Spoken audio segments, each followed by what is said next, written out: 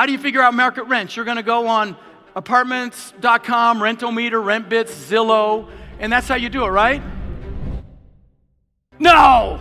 You're going to pick up the phone, you're going to make some phone calls, and you're going to call competing properties. You can do a lot of homework in your underwear at your desk at home, okay? I mean, you guys live in the greatest time on earth to do this because you can literally drive around without even going there. If you ever see an asset that was brick and has siding or something put over it, major red flag. Obviously, if the area's vacancy is low, assets vacancy is high, something to think about.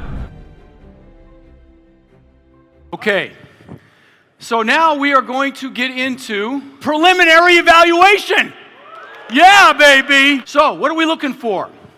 Obviously, if the area's vacancy is low, assets vacancy is high, something to think about. Okay, poor management, very common. Especially in the stuff under 50 units, guys.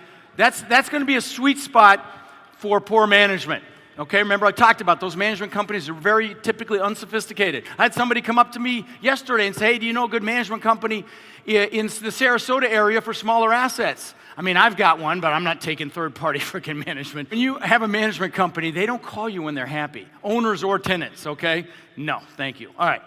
You look for below-market rents. This is why you need to become an expert in your market area, right? So you know what the rents are, so you can smell if a deal's a good deal when you're going through them. It's okay. You don't have to be an expert in any aspect of this. You play to your strength. You play to your freaking superpower, and you hire a line or partner for your weakness, right? Team sport, right? All right. If the owner's paying utilities, yep, could be really good. High turnover, by the way, turnover is usually your highest expense behind taxes and insurance, okay? So you want to keep your tenants in your units. We'll talk about that more later. Tired landlord, very common, deferred maintenance.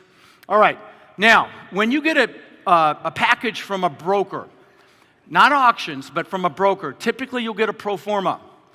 It's called toilet paper. In most cases, I'm not going to say all cases, okay, but a lot of brokers haven't got a clue how to pro forma a property properly, and are they going to paint that property in a poor light? No, they don't get paid unless it sells, right?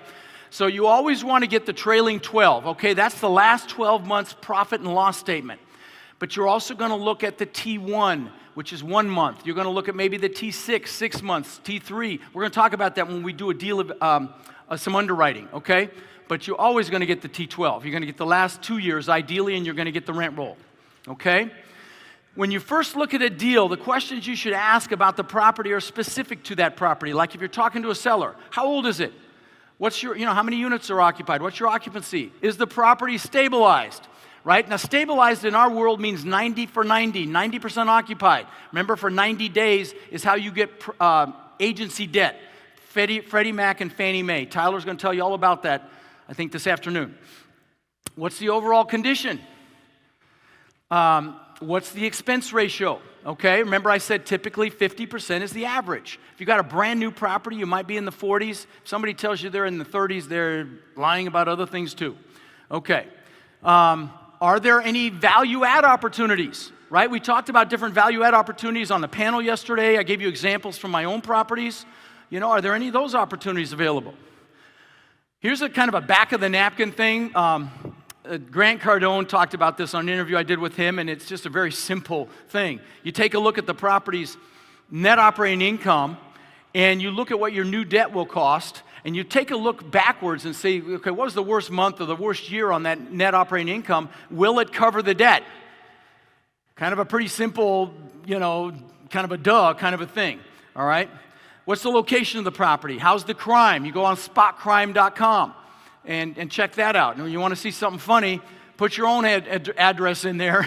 You'll be shocked how much crime is in your backyard. It'll blow your mind. But then you can find out where the hood is in the really tough areas, right? What are the conditions of assets near this property? What's the unit mix? Meaning how many of each type of bedroom? For me, the best unit mix is one bedroom for every 2 bedrooms. But if you've got all 1 bedrooms, which I've got that asset I showed you yesterday, the one we had to make a move on quick called Sunset Ridge, it's now Millennium in Dallas, it's almost all 1 bedrooms, but they're big, they have fireplaces, and it's exactly what that demographic needs. So you need to know when you talk to a property management company, what do people want around here? Are Nashville assets almost all 3 bedrooms? families, right? So you need to know what the demographic is that's going to rent your property. I don't like small units, guys. That's a big one for me. And guys, if you have studios and one bedrooms and they're small, I'm going to tell you, you're going to have turnover. People don't like small places. Well, shit, there's a caveat. There's a caveat to that. We've got that asset in San Antonio. The units are pretty small, but the rents there are so freaking high. It's all some of those people can afford. So there's a lot of subjectivity to this. I used to say don't get a small unit, and then I bought that one, and it kills it. I mean, it's fantastic, 96, 97%.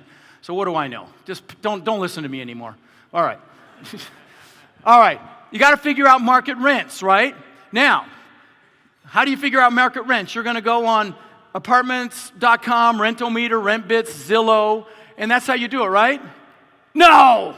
You're going to pick up the phone, you're going to make some phone calls, and you're going to call competing properties. You're going to make sure you're checking apples to apples. Same size unit, same age, same general area. You're going to mystery shop. Got to do it. Don't be lazy. You can't do it all online. Trust me. And if you really want to get serious, you throw an ad in Craigslist with some pictures of the interior, even if you don't have it under contract or have it bought yet. And don't throw the exterior, obviously. You can't try to market something you don't own, but you can measure demand. Put the high rent that you're going to try to get for those units, general area, and see if the phone rings. Go on Google Earth.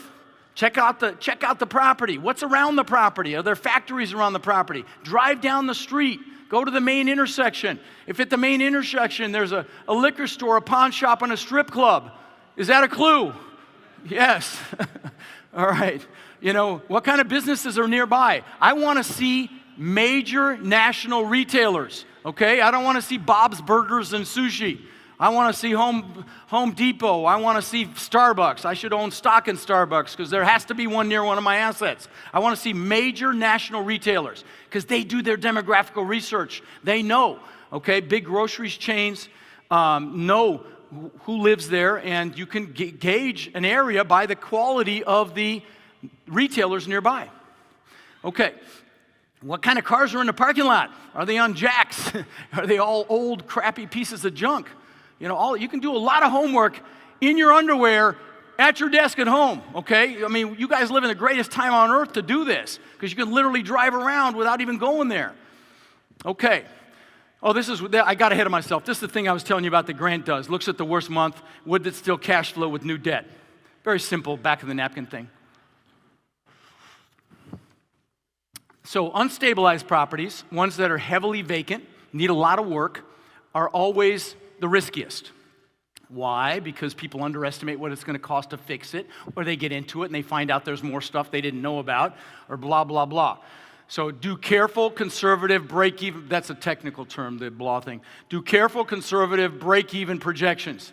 Now, and this is where, again, people fail. They run out of money, and I'm going to tell you, if it's over $5,000 a door, you're going to pay for some oversight. So factor that in. Are you going to have some vacancy while you're doing this? I'll see people's pro formas and they stay at 5% vacant through a reposition. I'm like, yeah, whatever. It's not going to happen.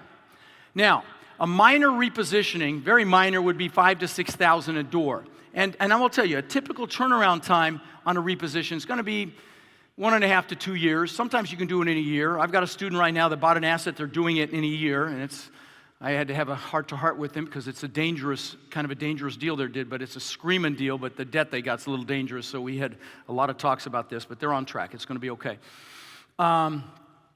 You're going to upgrade. So when you upgrade, you're going to look at landscaping. You look at the parking lot. Does it need to be re-sluiced, striped, whatever, exterior paint? Do flowers need to be put in? That's what we did on our Nashville asset.